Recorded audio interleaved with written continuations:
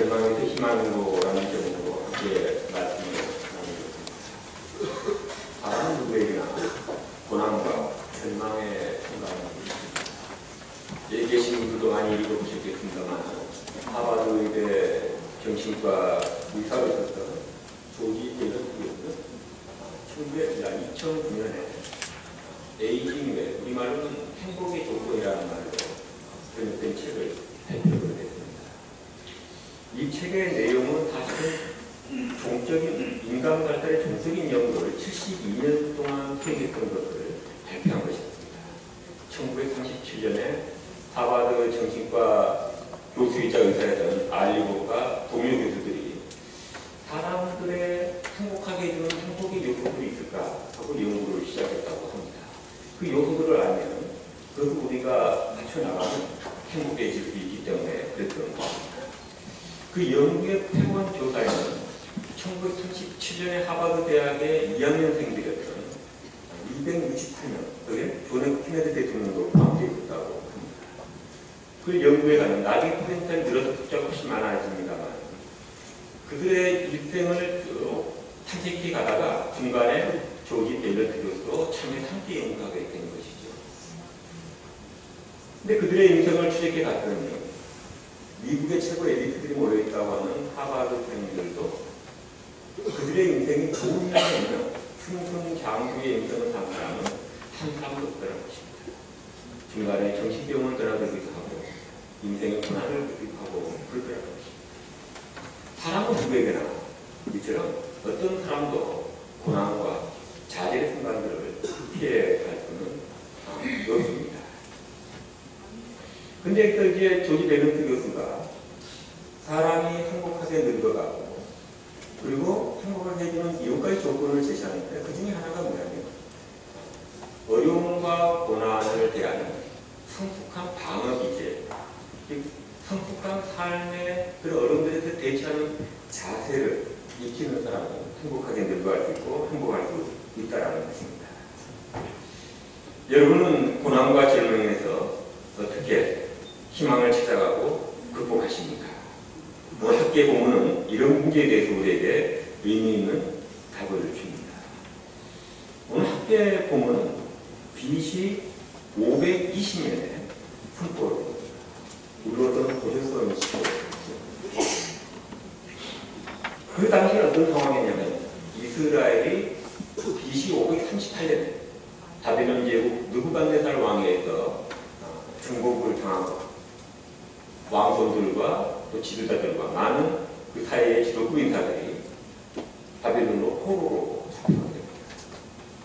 그리고 50년이 지난 다음에 538년, BC 538년에 페르시아 제국의 우리는 보통 역사책의 키루스라고 우리는 읽었는데 성경은 고레스라고 번역이 되어 있습니다. 이 고레스 황제는 굉장히 계몽주의적인 존재입니다. 이 사람이 바벨론을 치고 그곳에 포로 잡혀가 있던 여러 민족들을 해방시켜요. 그래서 이스라엘도 해방돼서 당시 이스라엘 왕국의 왕손이었던 수르바벨이 유대 총독으로 임명되었고 대제사장 여호수아로부터 지도자로 해서 두 사람을 지도자로 해서 이스라엘로 돌아옵니다. 그때가 BC 538년입니다. 이들은 돌아올 때 꿈이 있었습니다. 예루살렘의 성전, 무너진 성전을 재건하고 다시 다윗 왕조를 일으켜 세우는 것입니다. 그러나 돌아와서 2년 만에 그 성경 공사는 시작하지만 중단하고 맙니다. 이미 예루살렘에 이민족들이 들어와 있었고 주변에 있던 암몬 족속이 다시 이스라엘 사람들이 유다 민족이 거기 들어와서 세력을 형성하는 것을 싫어했기 때문에 그 성경 공사를 방해합니다. 그 다음에 돌아왔더니 생활은 너무 어렵고 핍절합니다. 그러니까 그 성전을 재건하려고 했던 것, 나라를 재건하려는 꿈은 점점 사라져가고 가난에 짓눌리는 삶을 살게 된 것입니다. 그리고 16년의 세월이 흘러갔을 때 BC 520년에 이 학계의 승자가 나타나서 지금 오늘 본문에 예언을 하고 있는 것입니다. 학계자는 이 예언의 말씀을 전하면서 자질이 일어나서 성전을 재건하라는 것입니다. 곧 세계 질서 이 세상의 중심이 되는 희망찬 미래가 올 것이라고 선포하고 있는 것입니다. 오늘 본문 말씀은 그런 내용을 담고 있습니다. 가난하고 빗질한 상황, 나라가 다시 회복되다는 꿈이 사라져가는 그때에 학개신자는 성전을 세우면, 그리고 너희들이 하나님을 믿으면 땅과 하늘이 뭉치고 민족이 뒤집혀지면서 너희들이 중심이 되는 세상이 올 것이다 라는 이런 예언을 한 희망의 근거는 두 가지예요. 첫 번째 그런 희망의 근거는 성서의 신앙에 있는데, 하나님은 세상을 창조하시고 사람을 자기 형상대로 지으신 다음에 자기를 대신해서 이 창조 세계를 다스리겠습니다. 그리고 말씀하시기를 세상에 충만하고 번성하며 세상을 다스리라 이렇게 얘기했습니다. 다른 말로 사람은 상황과 환경에 지배받는 존재가 아니라 다스리는 존재라는 것입니다. 동물은 여러분이 아시는 같이 상황에 환경에 적응해가면서 삽니다. 근데 사람은 상황과 환경에 적응을 넘어서서 창조적으로 자연의 제약들을 극복하면서 살아갑니다. 호랑이와 사자는 백수의 왕이라고 합니다. 그들은 땅에서는 백수의 왕으로 살지만 그런 날개가 없으니까 하늘을 날 수가 없습니다. 그러나 사람은 날개가 없지만 비행체를 만들어 공중을 날고 전하를 발명하여 공간의 제약을 벗어나고 여름에는 얼음과 냉방을 즐기고 겨울에는 난방과 사우나를 즐기는 존재가 바로 인간입니다. 사람은 상황과 환경에 지배받는 존재가 아니라 그를 다스리고 극복하는 존재라고 하는 것입니다. 하나님이 그렇게 만들었고 우리에게 그렇게 능력을 줄 수 있니 너희들은 절망을 딛고 일어서라 이렇게 얘기하고 있는 것입니다. 그런데 무엇보다도 성전을 먼저 지으라고 여기서 얘기를 하고 있습니다. 성전을 먼저 지으라는 얘기는 뭡니까? 성전 자체가 중요해서가 아니라 성서에 있는 신앙은 성전은 하나님 자기 이름을 두는 것이고 하나님의 임재를 상징하는 것입니다.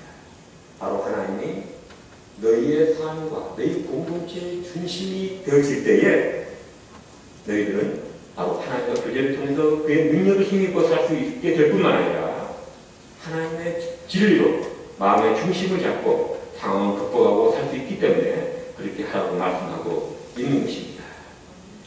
우리 인간의 창조적인 능력은 하나님의 진리를 따라 사용되지 않고 인간의 욕망을 따라 살면 불의 전쟁 등을 통해서 보듯이 그것은 인간 사이에 파멸을 가져올 뿐입니다.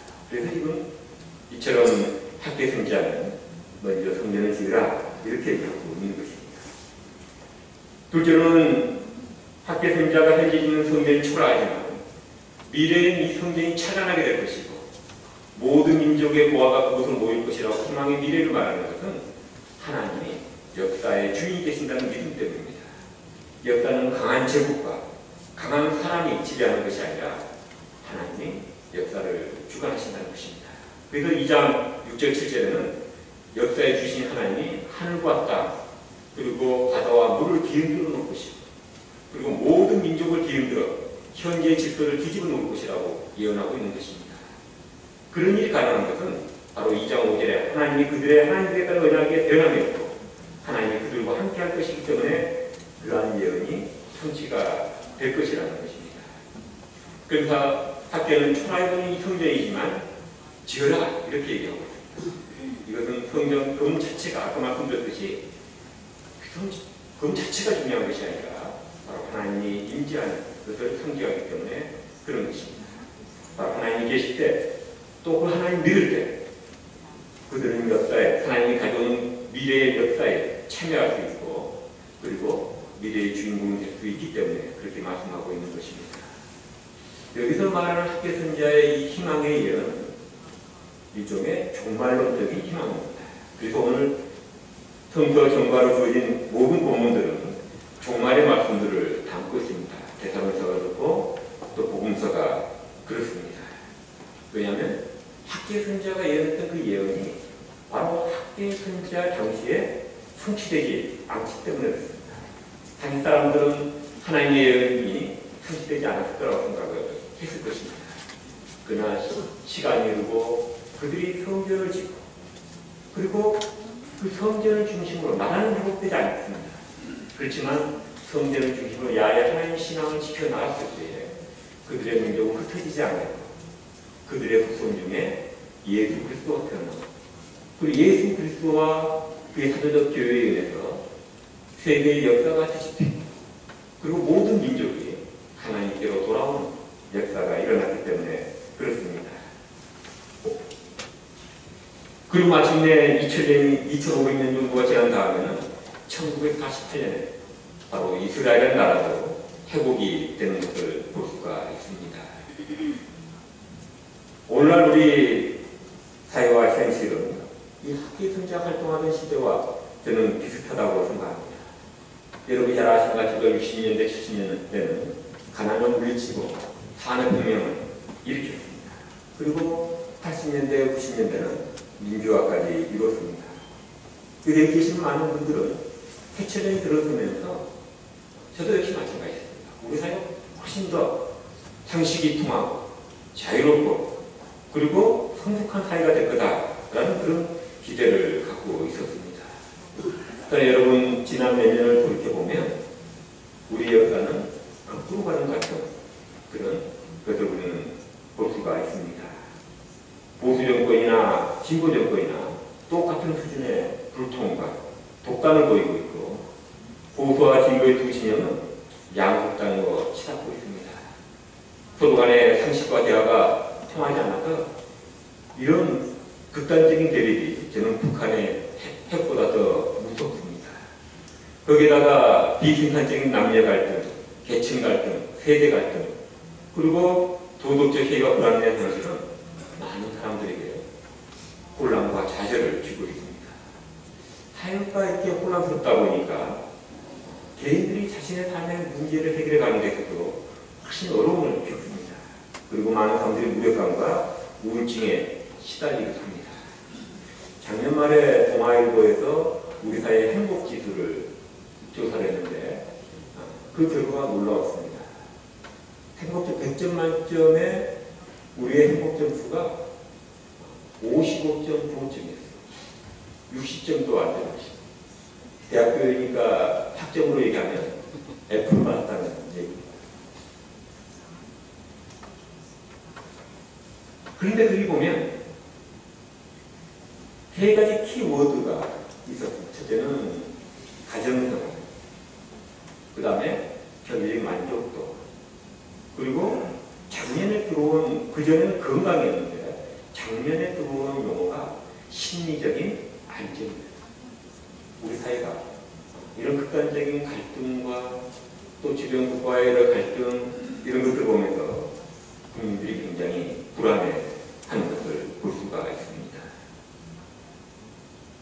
여러분은 이런 갈등을 어떻게 극복할 수 있다고 생각합니까?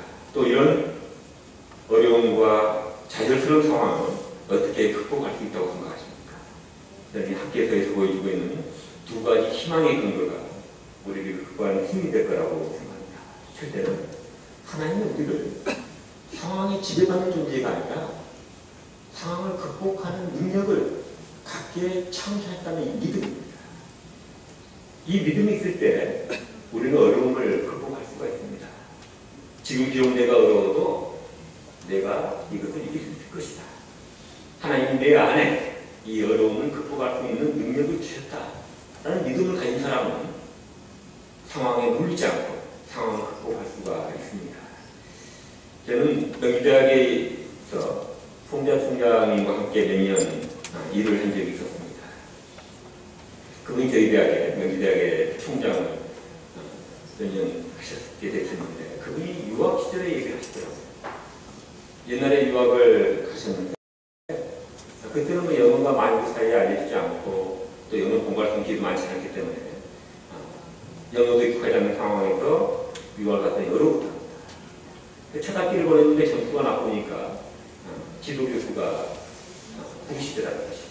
부시더니 공부를 해낼 수 있겠냐고 묻더라는 것입니다. 그때 송자 총장님이 그렇게 얘기하셨답니다. 하나님이 나를 이 태평양을 건너서 여기까지 유학을 보낼 때는 낙제나 하라고 보냈겠느냐. 나 해낼 수 있다고. 그렇게 얘기했어요. 그 젊은 청년이 그 마음에 그런 믿음이 있었던 것입니다. 하나님 나를 이렇게 보낼 때에 낙제나 하라고 했습니다. 하나님이 이 모든 것을 극복할 수 있는 능력을 주실 것이다. 내가 그렇게 할 수 있을 것이다. 그 믿음이 그런 어려운 상황을 극복하고 우리 사회에 중요한 인재로 성장했다. 우리 사회에 그런 양 넘치는 인재로 성장했다고 저는 생각합니다. 나이가 들어가면 여기 계신 분들 보니까 더 젊어질 것 같지는 않습니다. 25세가 넘어가면 다 우리가 노화를 갱도하지 않습니까? 나이 들어가면 마음도 약해질 수가 있습니다. 그래서 그런 말이 있습니다. 나이 40 이후에는 육체의 건강과 정신 건강과 영적인 건강을 한다. 이런 얘기예요. 나이가 들어갈수록 믿음이 있습니다. 우리가 많은 어려움들이 있을 때 나이가 들면 두렵기도 하고 걱정도 되고 또 그런 두려움과 걱정에 눌릴 때가 있습니다. 그때 생각하십니다.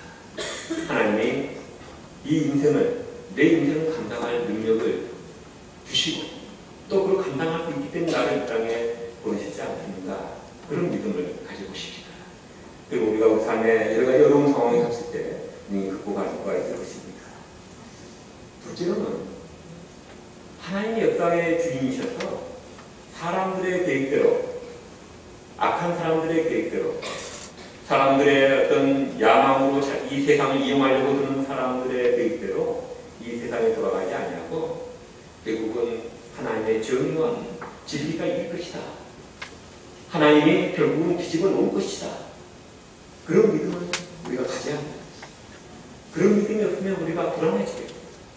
불안해지다 보면 자꾸만 지인보다 부모보다 쫓아다니면서 상대편을 같이 욕하고 같이 이용당하게 된다는 것입니다. 희망은 어디로부터 온 게 있습니까? 희망은 하나님으로부터 온 것입니다. 또 하나님 믿는 교회와 우리로부터 와야 되는 것입니다. 우리가 이 사회의 중심을 잡고 이 사회의 평화의 사도로 설 때, 이 사회에 우리가 치유자로 설 때에 우리 사회는 안정을 찾게 될 것입니다.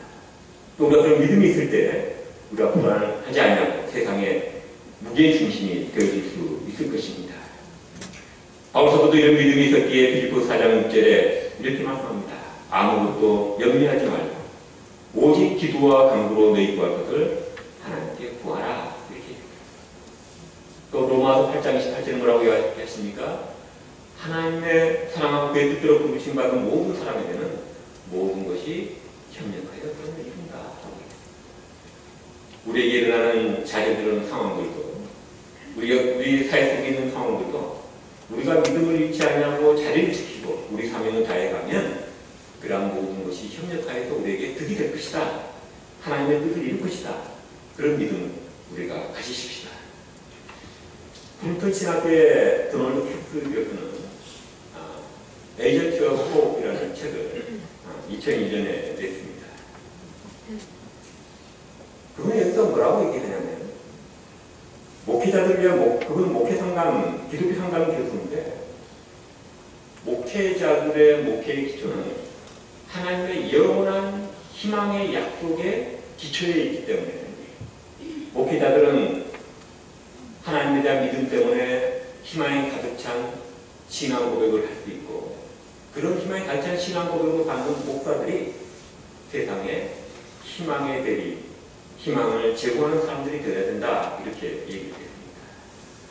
저는 목사들뿐만 아니라 희망이 오는 하나님 믿는 우리 성도들, 우리 신도들이 이 사회에 희망의 대리이며 희망의 사도들로, 희망의 제공자들로 살아야 된다고 생각합니다.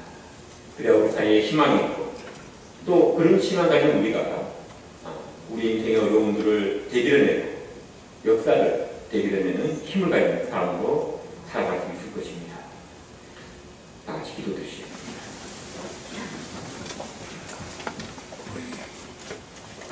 세상이 어렵고 혼란스럽습니다.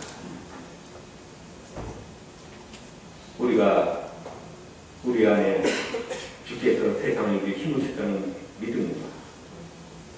또한 역사는 사람들에서가 아니라 하나님에 의해서 결정될 거라는 믿음을 가지고 우리 여러분과의 혼란을 이해할 수 있도록 인도해 주시옵소서. 예수님의 이름으로 기도드립니다. 아멘.